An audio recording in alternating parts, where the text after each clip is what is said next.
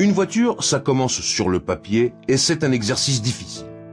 Au début des années 60, Porsche est un tout jeune constructeur.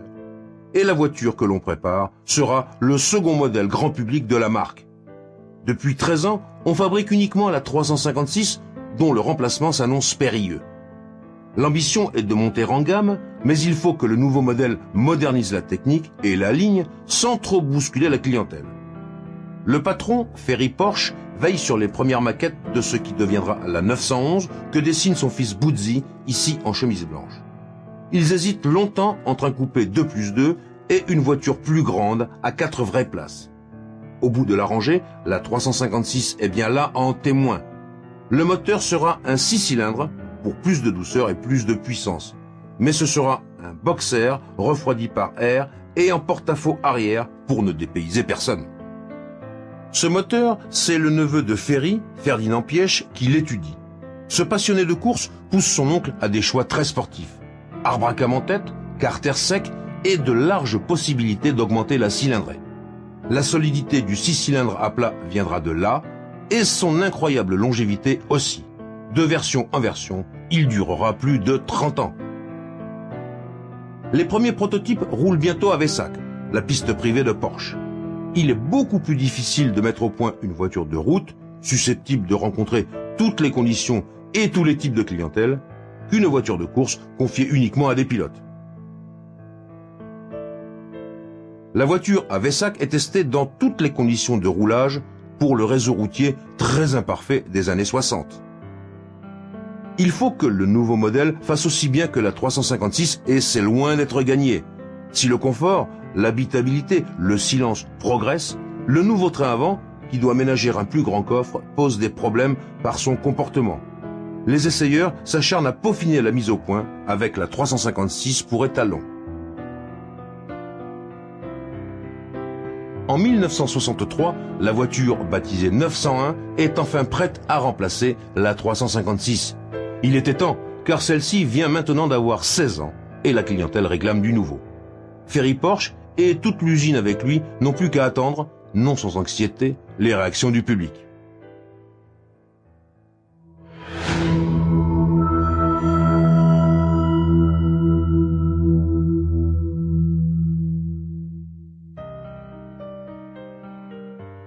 Septembre 63, salon de Francfort.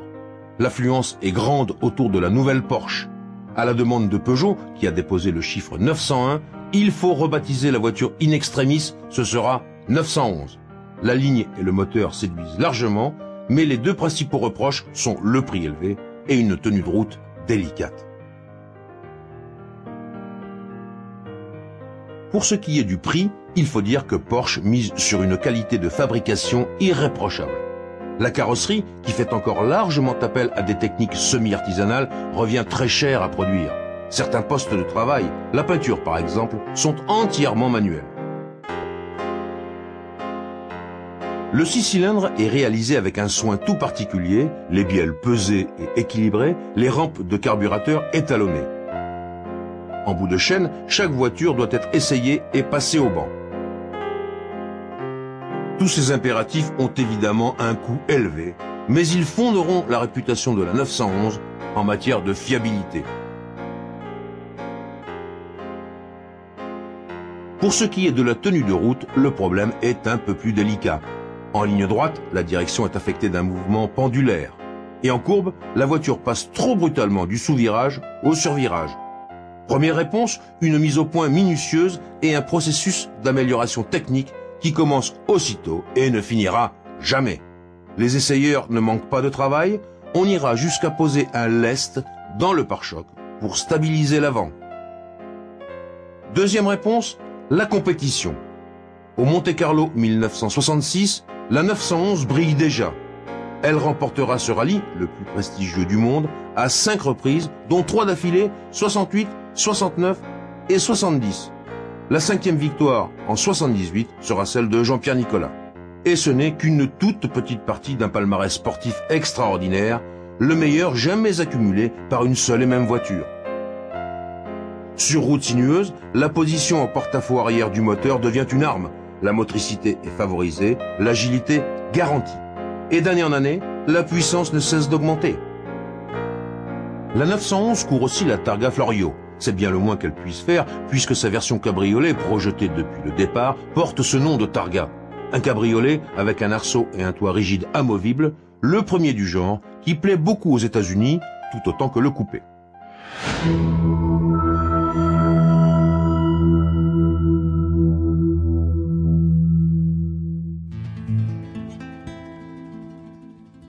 Il faut dire que la 911 ne cesse d'évoluer sous la direction technique du jeune Ferdinand Piëch. Un empattement rallongé en 69 améliore l'équilibre et la tenue en grande courbe. Depuis 66 est apparue la 911S, moteur 2,2 litres, puis 2,4 litres, et toujours cette tenue de route efficace, mais difficile à comprendre.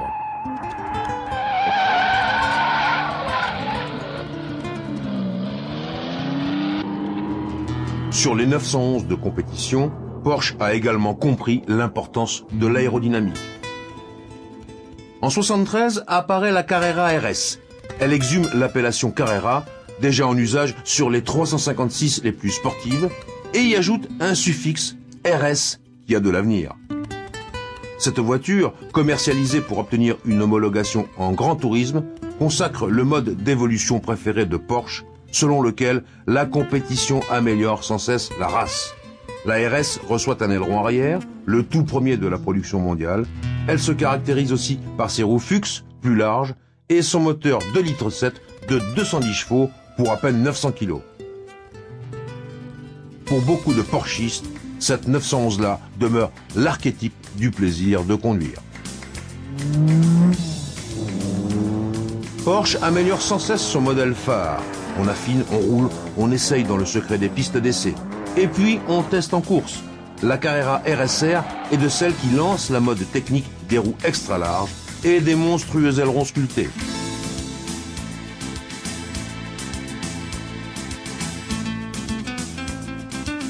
Dès 1974, toutes les 911 passent à 2,7 litres.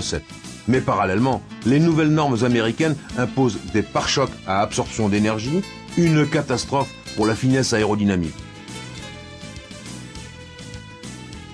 Mais voici la turbo, présentée en 1974. Ce fauve féroce, mal domestiqué, transpose à la route la technologie compétition du turbocompresseur. Au caractère toujours joueur de la tenue de route, s'ajoutent à présent les caprices du temps de réponse à l'accélération. La première turbo n'est vraiment pas à mettre entre toutes les mains. Elle fascine pourtant et se crée rapidement une réputation sulfureuse et installe l'habitude d'un deuxième niveau de puissance et de prix parmi les 911. Elle vaut alors 260 chevaux et 220 000 francs, contre 165 chevaux et 100 000 francs à la 911 de base. En compétition, la 911 connaît un niveau de succès absolument inédit. Non seulement elle est devenue à peu près imbattable en catégorie grand tourisme, aux mains d'une multitude de clients privés, mais elle écume toujours les rallyes et elle s'offre aussi des succès retentissants. C'est le cas aux 24 heures de Daytona en 75, qui reviennent à cette 911 Carrera RSR 3 litres. C'est presque le cas aux 24 heures du Mans 74, où une 911 turbo très particulière se classe à la deuxième place. Tradition maison, les voitures sont ensuite amenées à Vessac, où les ingénieurs, ici Ferry Porsche en personne, tirent tous les enseignements de leur préparation. Mais la 911 a près de 20 ans. Elle est toujours aussi chère à produire, difficile à adapter aux nouvelles règles d'homologation, notamment sur le plan du bruit. Porsche pense à la remplacer par des voitures plus modernes, à moteur avant, les gammes 924 et 928. Peu à peu, l'usine laisse décroître les puissances et ne fait plus évoluer la 911. Alors, est-ce la fin ?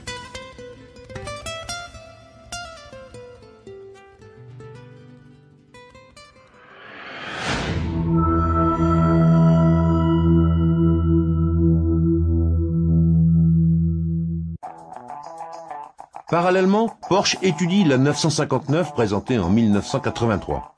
Un modèle expérimental au cahier des charges impressionnant. Transmettre à la voiture de série tous les enseignements de la course et explorer les techniques du futur. Aérodynamique optimale, aide électronique à la conduite, transmission intégrale pour se délivrer de la hantise des mauvaises conditions. Les études durent très longtemps. Il s'agit de mettre des performances inédites, 300 km/h sur route, à la portée du client. Du client riche, tout de même.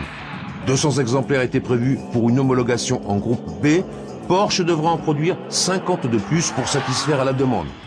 La 959 aura même droit à une réussite inattendue en succédant à la 911 au palmarès du Paris-Dakar en 1986.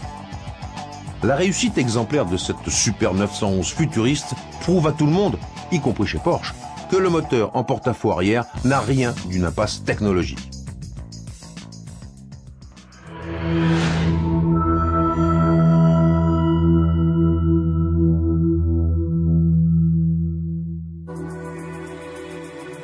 Avec ce moteur en porte-à-faux arrière et sous la forme presque caricaturale des 935 Turbo, la 911 a poursuivi son incroyable carrière sportive. Elle rivalise désormais avec de purs sports prototypes, comme ici au Mans en 77. Nez raboté, arrière surmonté d'incroyables échafaudages, la 911 tisse sa légende sur toutes les pistes du monde. Alors, comment stopper la fabrication d'une voiture qui est en train de devenir un mythe ? Aussi, la décision est prise, la 911 continue. Et le vieux modèle, âgé de 20 ans déjà, recommence à progresser. Un par un, les défauts liés à sa conception ancienne sont corrigés. En 83, l'appellation Carrera se généralise à toute la gamme. Cylindrée augmentée, plus de puissance, plus de luxe intérieur. Et une version cabriolet est présentée. Aux côtés de la variante Targa, qui continue d'exister, elle séduit une génération d'amateurs de route au soleil qui refusent d'abdiquer leurs prétentions à la conduite vraiment sportive. Toute une catégorie de clients, en somme, souvent californiens. Une version plus radicale, le Speedster, est elle aussi ressuscitée. Pare-brise abaissé de moitié, cet objet de mode, qui se transforme en bathyscaphe dès qu'on le capote, est aujourd'hui l'une des 911 les plus recherchées en collection. En 1989, c'est la génération des Carrera 2. L'aérodynamique est radicalement affinée, sans toucher à la silhouette. L'ABS enfin adopté. Avec un moteur porté à 3,6 litres, 250 chevaux pour le modèle de base et une version Carrera 4 à transmission intégrale, la 911 peut voir sereinement l'avenir.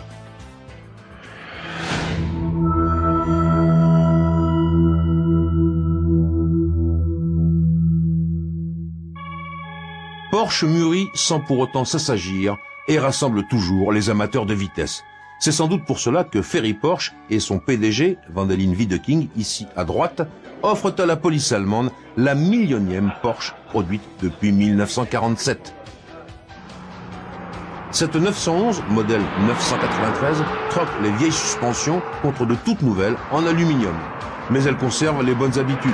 Son flat 6 évolue encore, avec notamment des diagrammes de distribution variables. D'un style entièrement revu, elle réussit à préserver le très nécessaire air de famille, même en version Carrera 4S largement élargie. La version Targa adopte un tout nouveau système de toit vitré. La partie supérieure n'est plus démontable, mais coulisse et se range sous la lunette arrière. Mais le pur cabriolet poursuit évidemment sa carrière entre plaisance et grand tourisme. La version turbo, toujours plus puissante et rapide, reçoit désormais 4 roues motrices et prend un peu d'embonpoint qui n'entame pas la fascination qu'elle exerce. Peut-être moins sportive que d'autres modèles de 911, elle reste incontestablement une extraordinaire voiture de voyage.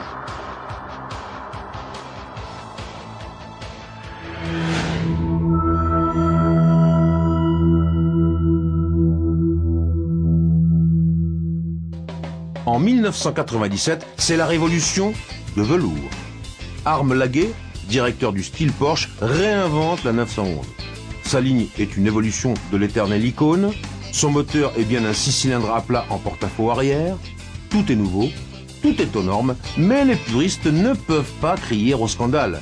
Même si l'on passe au refroidissement paro, même si une bonne part des composants est amortie sur une voiture sœur, moins chère, la Boxster. La 911 de base du 21e siècle offre 325 chevaux contre 130 à la 911 de 63. Elle roule à 285 km/h au lieu de 211 km/h. Elle s'est affinée, agrandie, elle a pris de fameux cours d'électronique et reçu sa panoplie d'airbags. Éternelle, la 911 conserve les grandes caractéristiques de ses aînés et elle peut continuer à souffler les bougies. Elle se décline dans toute une famille de modèles qui offrent chacun leur propre formule du plaisir. En ce moment, la 996 est en train de céder le pas à la 997. La philosophie du concept est toujours là. Ce n'est pas l'ère des ruptures.